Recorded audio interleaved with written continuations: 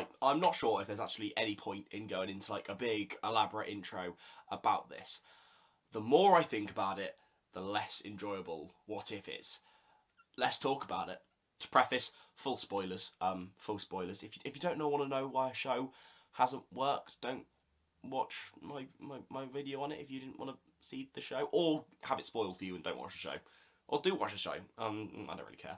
Now, I think it would be really unfair of me to say that What If has no strengths, or, you know, like, you're an idiot to like What If. Like, no, that's not the case. What If has a lot of really good qualities, and I can genuinely see how people would enjoy this. Now, my main point here, and this might sound picky, it really might, but I just have one big glaring problem that kind of falls then into a lot of like sub-little problems. I think this show goes against its original premise. So this might not be exactly what they were going for, but I think this show is supposed to be kind of linked to Loki in the fact that the timelines that are presented in these shows probably would have been pruned. Now they're not, so these timelines are being allowed to play out, and that's kind of what If is. We're seeing the timelines that we've been, that were pruned are now being shown to us. And whether you include the Loki connection or not, that is the premise. Is it's supposed to be Marvel scenarios if something was changed, and you're supposed to see the butterfly effect of it almost. And there you have it. That's my problem with What If, because it doesn't feel real. What I mean by it doesn't feel real is it really doesn't feel grounded into what the MCU has already suggested. Now, there are a couple of like smaller little problems. For example, animation. Now, a brilliant thing about the animation is it's gorgeous. It's really gorgeous animation, but we're talking about disconnects and animation instead of live action, when all we've seen in the MCU before is live action, is a disconnect. Now, that is 100% my weakest argument, seeing as the animation is gorgeous, and obviously you couldn't do a TV show like What If in live action. But unfortunately for me, it does act as a disconnect when you're supposed to feel like this could have this could have been the MCU if that one little thing was different. Another one of my problems, which I think they couldn't really control, but again, it's a problem, is a lot of the voice work. Now, this can be split up into two sections. Now, one of the sections is some of the MCU actors don't come back for this. I know there's been I say controversy, everything's a bloody controversy, but there's been a slight controversy that, for example, I think Dave Bautista tweeted that he just physically wasn't invited to come back for this. We don't know if that is the same for everyone, but we know there are some big names that haven't come back. For example, like in the Captain Carter episode, a massive one is Steve Rogers, is Chris Evans. Not that I'm particularly blaming Chris Evans for that, because he's left the MCU now and he has no obligation to come back, but it's a disconnect. Again, these early problems are problems that the show itself likely can't solve.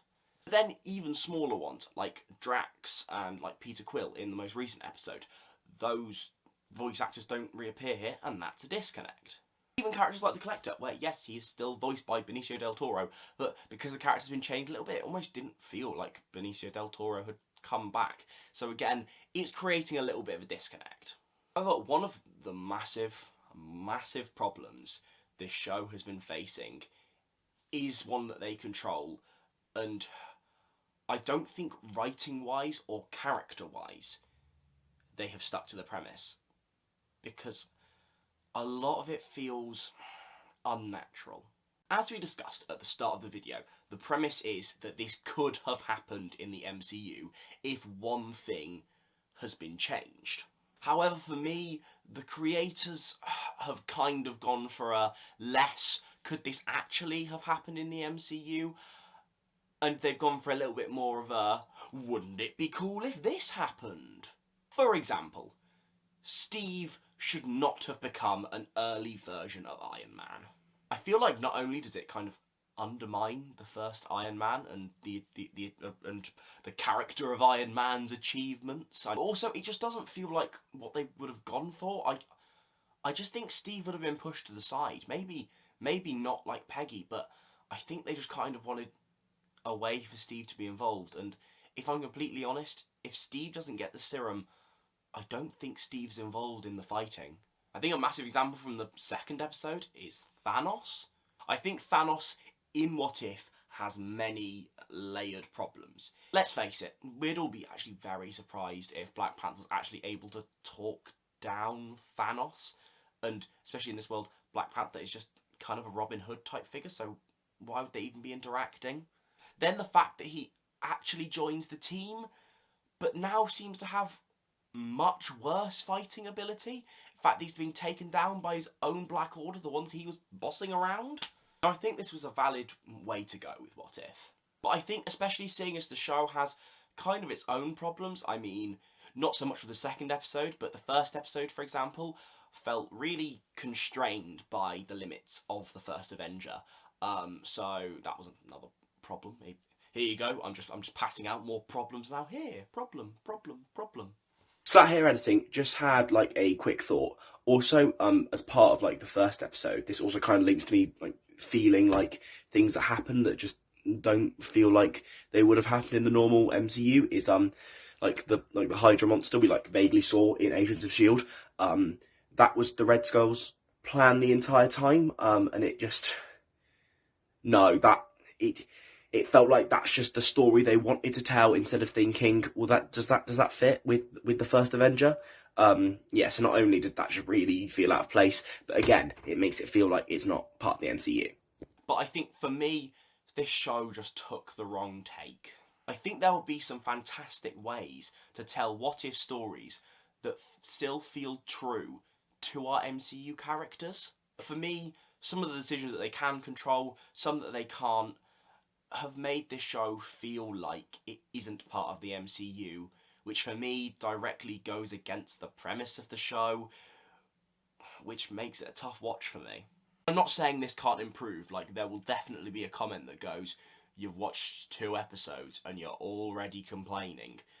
Well, yes, because those 2 episodes have shown similar problems. Maybe I'll get proved right, maybe I'll get proved wrong. Put your thoughts on What If down in the comments, because I'm interested, I'm curious, and it might help the algorithm.